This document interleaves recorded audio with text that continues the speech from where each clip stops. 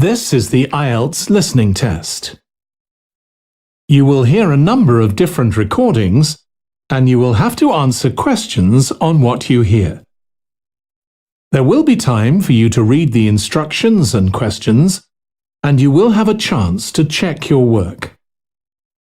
All the recordings will be played once only.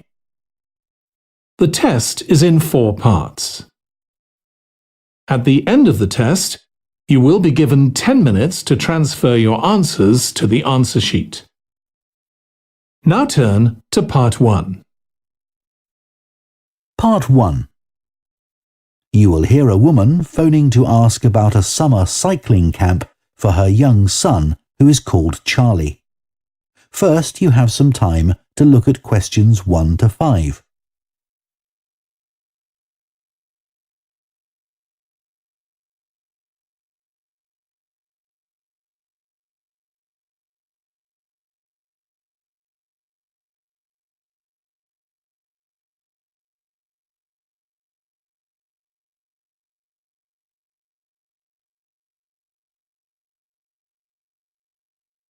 Now listen carefully and answer questions 1 to 5. Hello, Junior Cycle Camp. Jake speaking. Hi, I'm calling for some information about the cycle camp. I'm thinking of sending my son. Great. Well, it's held every weekday morning over the summer vacation, and we focus on basic cycling skills and safety. We have 8 levels for children from 3 years upwards. How old's your son? Charlie, he's 7. He can ride a bike, but he needs a little more training before he's safe to go on the road. He'd probably be best in level 5. They start off practicing on the site here, and we aim to get them riding on the road. But first, they're taken to ride in the park, away from the traffic. Right. And can you tell me a bit about the instructors? Well, all our staff wear different colored shirts. So we have 3 supervisors, and they have red shirts. They support the instructors, and they also stand in for me if I'm not around. Then the instructors themselves are in blue shirts, and one of these is responsible for each class. Okay. In order to be accepted, all our instructors have to submit a reference from someone who's seen them work with children. Like if they've worked as a babysitter, for example. Then they have to complete our training course, including how to do lesson plans and generally care for the well-being of the kids in their class. They do a great job, I have to say. Right. And tell me a bit about the classes. What size will Charlie's class be? We have a limit of 8 children in each class, so their instructor really gets to know them well. They're out riding most of the time, but they have quiet times too, where their instructor might tell them a story that's got something to do with cycling, or get them to play a game together. It's a lot of fun. It must be. Now, what happens if there's rain? Do the classes still run? Oh, yes. We don't let that put us off. We just put on our waterproofs and keep cycling. Before you hear the rest of the conversation, you have some time to look at questions 6 to 10.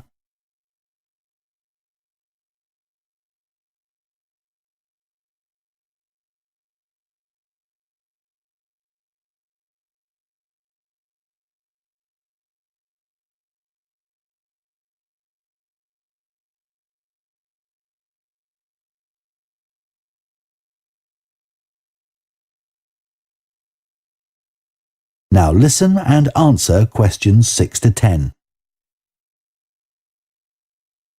And is there anything special Charlie should bring along with him? Well, maybe some spare clothes, especially if the weather's not so good. And a snack for break time? How about a drink? No, we'll provide that. And make sure he has shoes, not sandals. Sure. And just at present, Charlie has to take medication every few hours, so I'll make sure he has that. Absolutely. Just give us details of when he has to take it, and we'll make sure he does. Thanks. Now, there are a few things you should know about day 1 of the camp. The classes normally start at 9:30 every morning, but on day 1, you should aim to get Charlie here by 9:20. The finishing time will be 12:30 as usual. We need the additional time because there are a few extra things to do. The most important is that we have a very careful check to make sure that every child's helmet fits properly. If it doesn't fit, we'll try to adjust it, or we'll find him another one. But he must wear it all the time he's on the bike. Of course. Then, after that, all the instructors will be waiting to meet their classes, and they'll meet up in the tent. You can't miss it. And each instructor will take their class away and get started. Okay, well, that all sounds good. Now, can you tell me how much the camp costs a week? $199. We've managed to keep the price more or less the same as last year. It was $190 then. But the places are filling up quite quickly. Right. Okay, well, I'd like to book for the... That is the end of part 1. You now have half a minute to check your answers to part 1.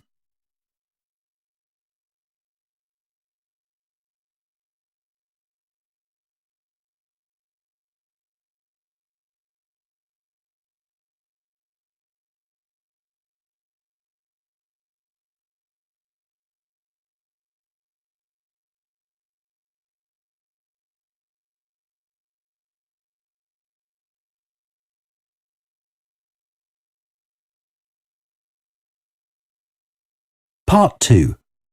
You will hear a recruitment officer called Megan Baker giving a talk at a jobs fair about opportunities for those interested in the food and agriculture sectors.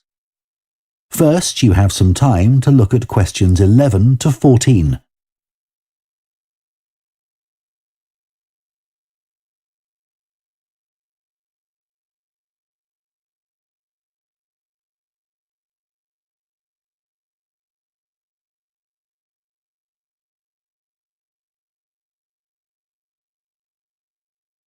Now listen carefully and answer questions 11 to 14. Hello everyone, my name's Megan Baker and I'm a recruitment consultant at AVT Recruitment Specialists. Now, our company specialises in positions that involve working in the agriculture and horticulture sectors, so that's fresh food production, garden and park maintenance and so on. And these sectors do provide some very special career opportunities. For a start, they often offer opportunities for those who don't want to be stuck with a 40-hour week, but need to juggle work with other responsibilities, such as childcare. And this is very important for many of our recruits. Some people like working in a rural setting, surrounded by plants and trees instead of buildings, although we can't guarantee that. But there are certainly health benefits, especially in jobs where you're not sitting all day looking at a screen, a big plus for many people. Salaries can sometimes be good too, although there's a lot of variety here. And you may have the opportunity in some types of jobs for travel overseas, although that obviously depends on the job, and not everyone is keen to do it. Of course, working outdoors does have its challenges. It's fine in summer, but can be extremely unpleasant when it's cold and windy. You may need to be pretty fit for some jobs, though with modern technology, that's not as important as it once was. And standards of health and safety are much higher now than they used to be, so there are fewer work-related accidents. But if you like a lively city environment surrounded by lots of people, these jobs are probably not for you. They're often in pretty remote areas. And some people worry about finding a suitable place to live, but in our experience, this usually turns out fine. Before you hear the rest of the talk, you have some time to look at questions 15 to 20.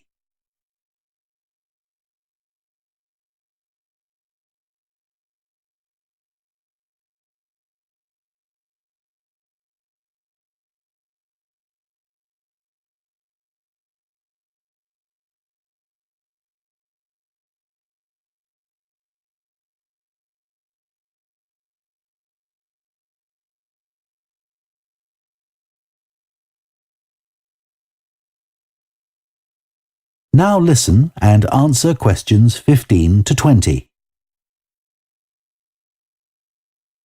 Now, let me tell you about some of the exciting jobs that we have on our books right now. One is for a fresh food commercial manager. Our client here is a very large fresh food producer, supplying a range of top supermarkets. They operate in a very fast-paced environment with low profit margins. The staff there work hard, but they play hard as well. So if you've a sociable personality, this may be for you. We have an exciting post as an agronomist, advising farmers on issues such as crop nutrition, protection against pests, and the latest legislation on farming and agricultural practices. There are good opportunities for the right person to quickly make their way up the career ladder, but a deep knowledge of the agricultural sector is expected of applicants. A leading supermarket is looking for a fresh produce buyer who is available for a 12-month maternity cover contract. You need to have experience in administration, planning and buying in the fresh produce industry, and in return will receive a very competitive salary. We have also received a request for a sales manager for a chain of garden centres. You will be visiting centres in the region to ensure their high levels of customer service are maintained. This post is only suitable for someone who is prepared to live in the region. There is also a vacancy for a tree technician to carry out tree cutting, forestry and conservation work. Candidates must have a clean driving licence and have training in safety procedures. A year's experience would be preferred, but the company might be prepared to consider someone who has just completed an appropriate training course. Finally, we have a position for a farm worker. This will involve a wide range of farm duties, including crop sowing and harvesting, machine maintenance, and animal care. Perks of the job include the possibility of renting a small cottage on the estate and the chance to earn a competitive salary. A driving licence and tractor driving experience are essential. That is the end of part 2. You now have half a minute to check your answers to part 2.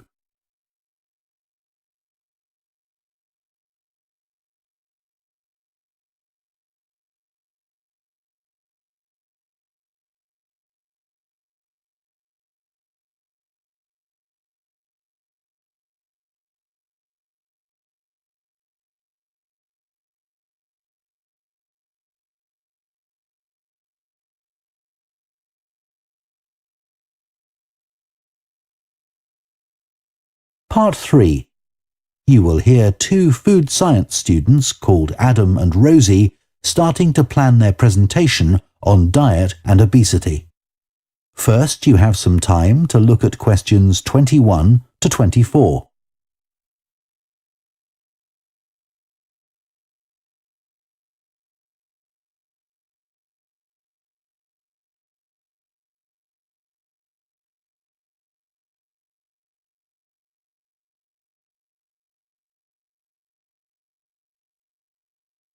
Now listen carefully and answer questions 21 to 24.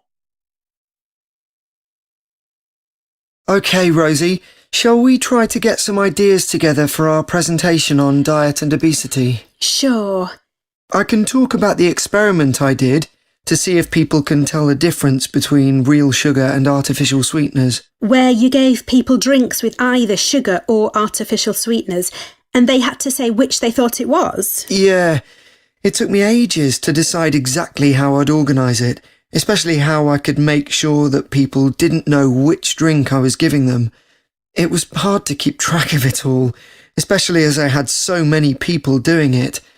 I had to make sure I kept a proper record of what each person had had. So, could most people tell the difference? Yeah, I hadn't thought that they would be able to, but most people could. Then there's that experiment I did, measuring the fat content of nuts, to see if the nutritional information given on the packet was accurate. The one where you ground up the nuts and mixed them with a chemical to absorb the fat? Yes. My results were a bit problematic. The fat content for that type of nut seemed much lower than it said on the package. But I reckon the package information was right. I think I should probably have ground up the nuts more than I did. It's possible that the scales for weighing the fat weren't accurate enough too. I'd really like to try the experiment again sometime. Before you hear the rest of the discussion, you have some time to look at questions 25 to 30.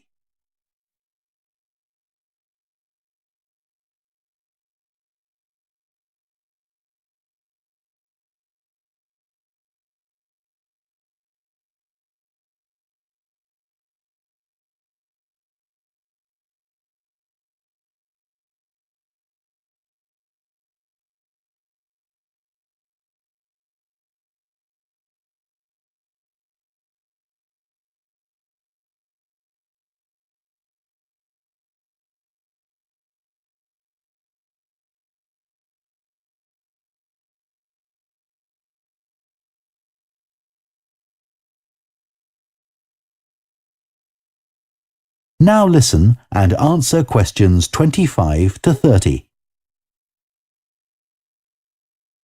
So, what can we say about helping people to lose weight? There's a lot we could say about what restaurants could do to reduce obesity.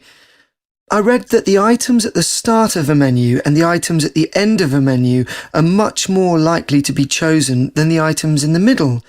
So, if you put the low-calorie items at the beginning and end of the menu, people will probably go for the food with fewer calories without even realising what they're doing. I think food manufacturers could do more to encourage healthy eating. How? Well, when manufacturers put calorie counts of a food on the label, they're sometimes really confusing, and I suspect they do it on purpose, because food that's high in calories tastes better, and so they'll sell more. Yeah, so if you look at the amount of calories in a pizza, they'll give you the calories per quarter pizza, and you think, oh, that's not too bad. But who's going to eat a quarter pizza? Exactly. I suppose another approach to this problem is to get people to exercise more. Right. In England, the current guidelines offer at least 30 minutes of brisk walking 5 days a week. Now, when you ask them, about 40% of men and 30% of women say they do this. But when you objectively measure the amount of walking they do with motion sensors, you find that only 6% of men and 4% of women do the recommended amount of exercise. So you can see why obesity is growing. So how can people be encouraged to take more exercise? Well, For example, think of the location of stairs in a train station.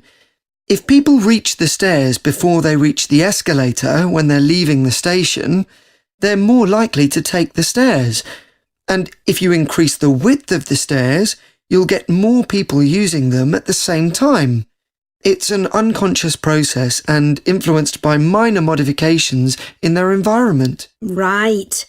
And it might not be a big change, but if it happens every day, it all adds up. Yes, but actually, I'm not sure if we should be talking about exercise in our presentation. Well, we've done quite a bit of reading about it.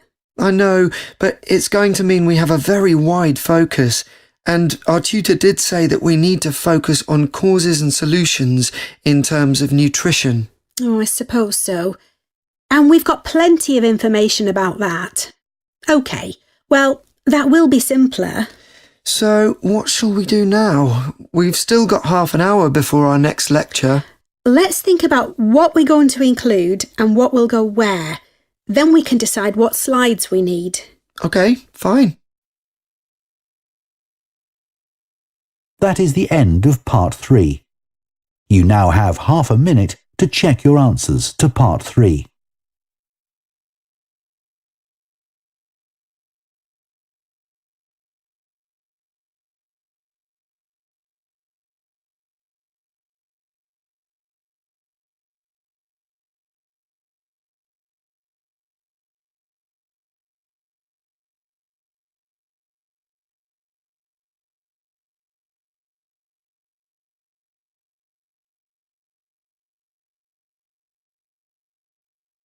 Part 4. You will hear a lecturer on a fashion design course introducing the subject of hand knitting, which involves making things like woolen jumpers and scarves. First, you have some time to look at questions 31 to 40.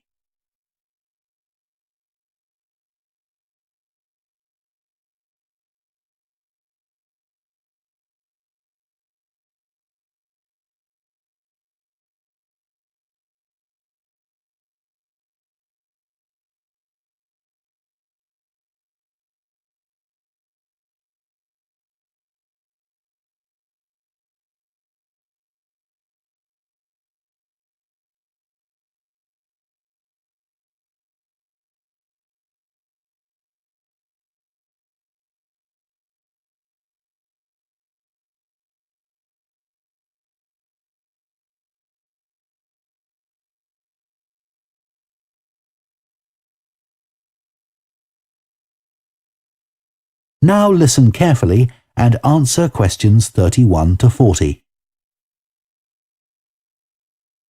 Good morning, everyone. So today we're going to look at an important creative activity, and that's hand knitting. Ancient knitted garments have been found in many different countries, showing that knitting is a global activity with a long history. When someone says the word knitting, we might well picture an elderly person, a grandmother perhaps, sitting by the fire, knitting garments for themselves or other members of the family. It's a homely image, but one that may lead you to feel that knitting is an activity of the past. And indeed, during the previous decade, it was one of the skills that was predicted to vanish from everyday life. For although humans have sewn and knitted their own clothing for a very long time, many of these craft-based skills went into decline when industrial machines took over, mainly because they were no longer passed down from one generation to another.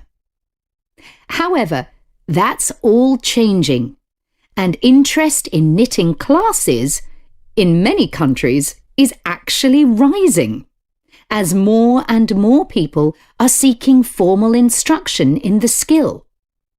With that trend, we're also seeing an increase in the sales figures for knitting equipment.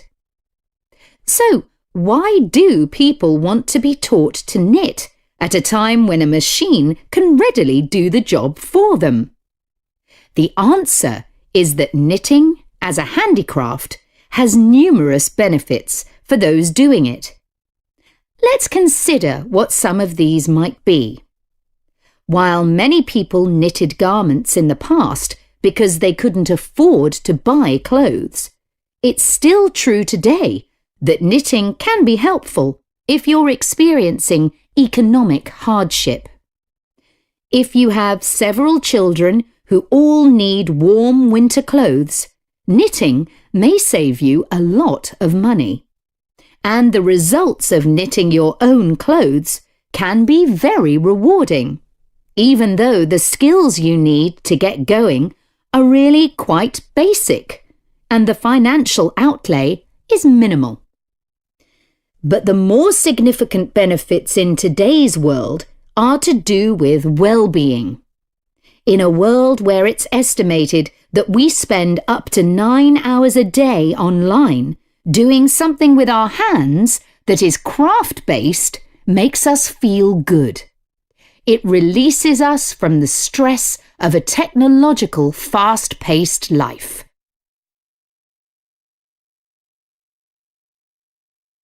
Now, let's look back a bit to early knitting activities. In fact, no one really knows when knitting first began, but archaeological remains have disclosed plenty of information for us to think about. One of the interesting things about knitting is that the earliest pieces of clothing that have been found suggest that most of the items produced were round rather than flat. Discoveries from the 3rd and 4th centuries in Egypt show that things like socks and gloves that were needed to keep hands and feet warm were knitted in one piece using 4 or 5 needles. That's very different from most knitting patterns today, which only require 2.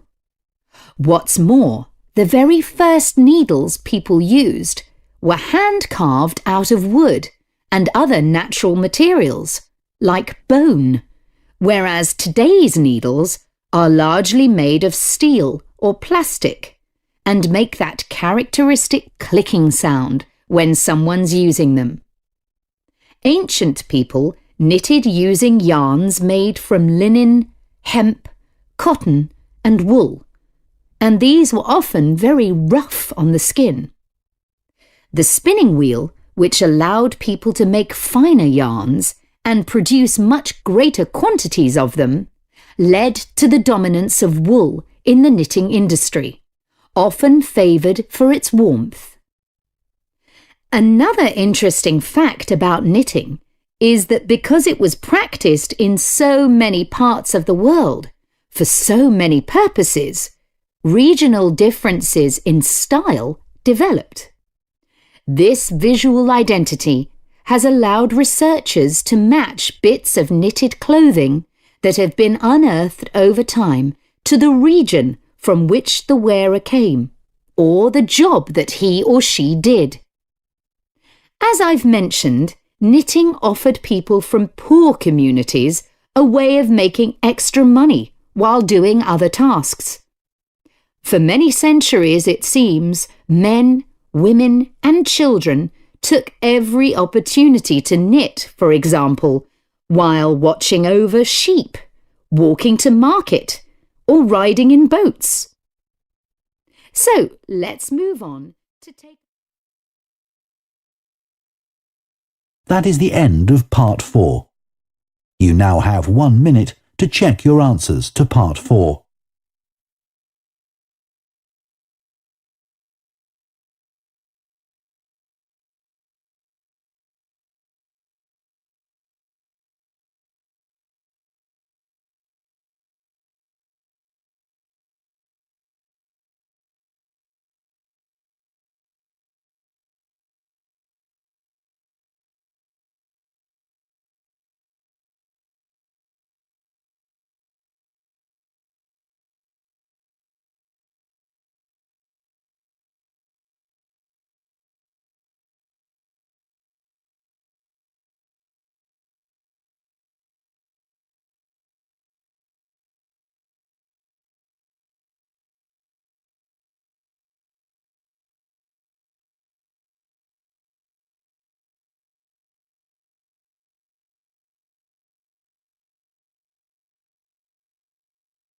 That is the end of the listening test.